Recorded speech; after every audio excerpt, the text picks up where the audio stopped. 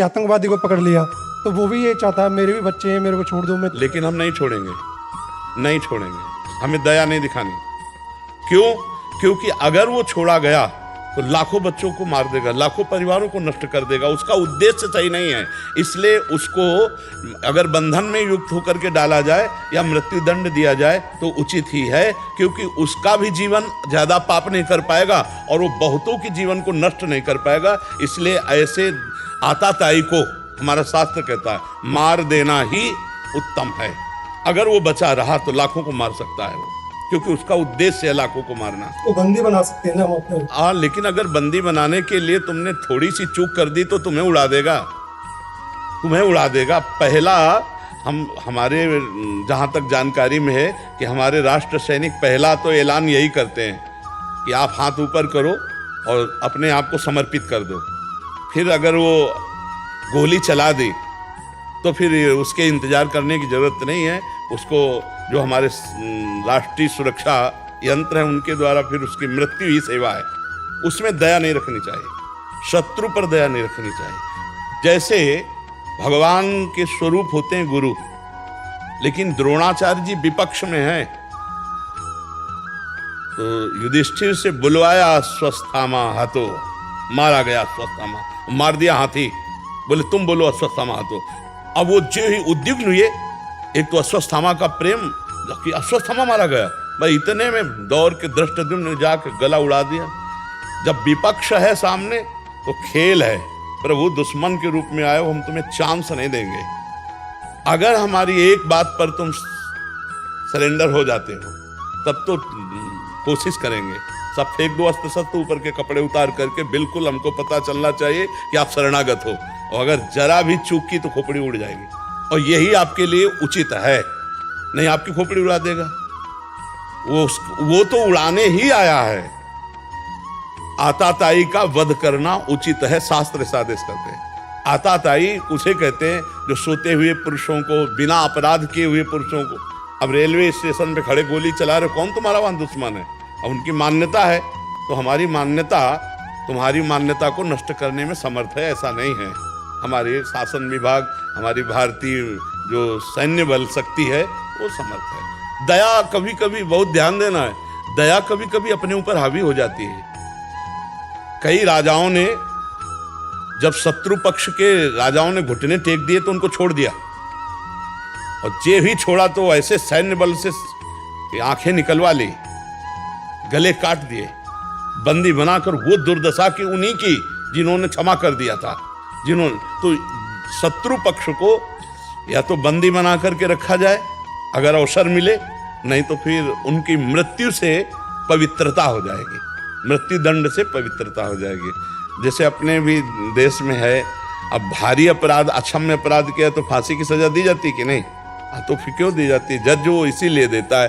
अभी किसी अपराधी से वो ऐसा अपराध बन गया कि 5 और 6 वर्ष की बच्ची से गलत करके ऊपर छत से फेंक दिया, मार दिया। और जब जज के सामने गया तो उन्होंने कहा, अनुज बधू भगनी सुत नारी, 67 ये कन्या समचारी, इन्हीं कुदृष्टि बिलोके जोई, ताई बधे कुछ पाप न होई, इसको फांसी की सजा दो। और उसे पूछा कि उचित है ना? तो उसने कहा जी। तो कहा हाँ, ये चौपाई गा करके, अनुज बधू भगनी सुत नारी, 67 ये कन्या समचारी, इन्हीं कुदृष्टि बिलोके जोई, ताई बधे कुछ पाप, फांसी की सजा दे दी। तो थोड़ा विधान करना है हमें। दयालु भाव, हम सब पे भगवत भाव रखते हैं, लेकिन हे भगवान, यदि आप आतंक रूप धारण करके आओगे, आप अपराधी रूप धारण करके आओगे, तो दंड विधान रूपी पूजा आपकी हम करेंगे। आप सौम्य रूप रख के आओगे तो हाथ जोड़ लेंगे। अलग अलग विधान रखा गया है। नहीं तो देखो, भगवान सर्व सामर्थ्यशाली होते हुए एक हाथ में लीला कमल है तो दूसरे में सुदर्शन चक्र है। तापस वेश विशेष उदासी, 14 वर्ष राम बनवासी, शरीर के वस्त्र बदल दिए, पादुका नहीं पहनी, लेकिन सारंग धनुष और अक्षय तूड़ीर साथ ही रखा है। क्योंकि कुछ कृपा से मानेंगे, प्यार से, तो कुछ वार से मानेंगे।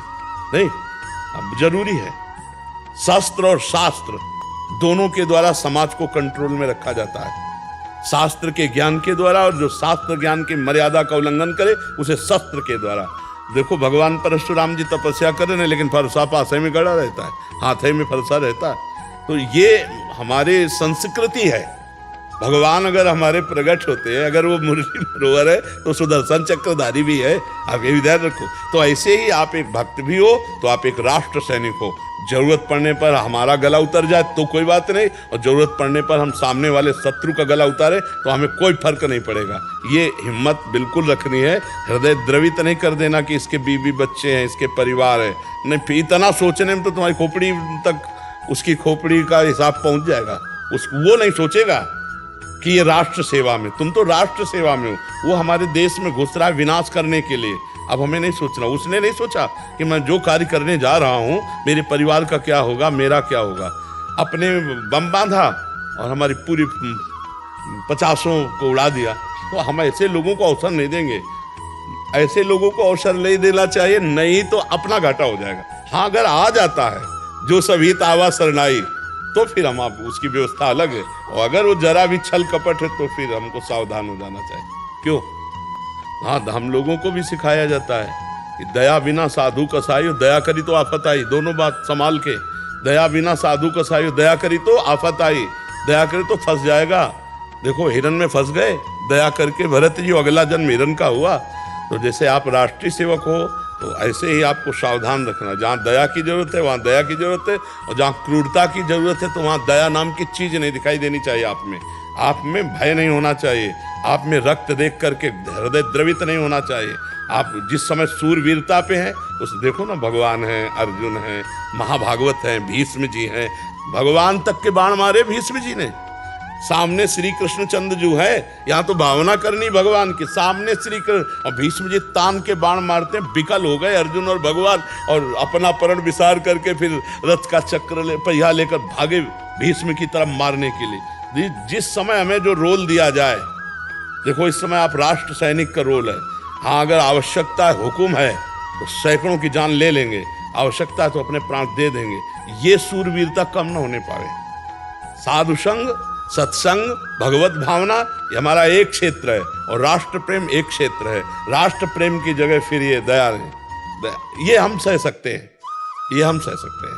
हमें जूते से कोई मार रहा, थप्पड़ से मार रहा है तो हम ठाकुर को याद करेंगे और समझेंगे कि आपका विधान, लेकिन आपका नहीं। आप कोई साधु वेश में नहीं हो, इसमें बिल्कुल दया नहीं चाहिए, बिल्कुल हृदय पक्का। यही भक्ति है, इसी को समझना है, यही पक्की भक्ति है। ये नहीं कह रहे हिंसा कैसे, भगवान करवा रहे हैं ना, मार अर्जुन। अर्जुन कह रहे संन्यास लेंगे और भिक्षा का अन्न पाएंगे लेकिन युद्ध नहीं करेंगे, और भगवान कह रहे नहीं, इस समय तुम्हें प्राप्त धर्म युद्ध, तो इस समय तुम्हें गर्दन काटनी। बोले किनकी काटे? जिन्होंने अंगुली पकड़ के चलाना सिखाया, भीष्म जी, द्रोणाचार्य जी, उन्हीं की कटवाई। सर सैया पर अर्जुन ने ही भीष्म जी को गिराया है, और भीष्म जी अंगुली पकड़ के चलाना सिखाए थे अर्जुन। जब हमारा पक्ष और विपक्ष, धर्म और अधर्म की बात आवे, फिर हमारे अंदर दया नहीं, फिर उस समय नहीं। समझ पा रहे आप?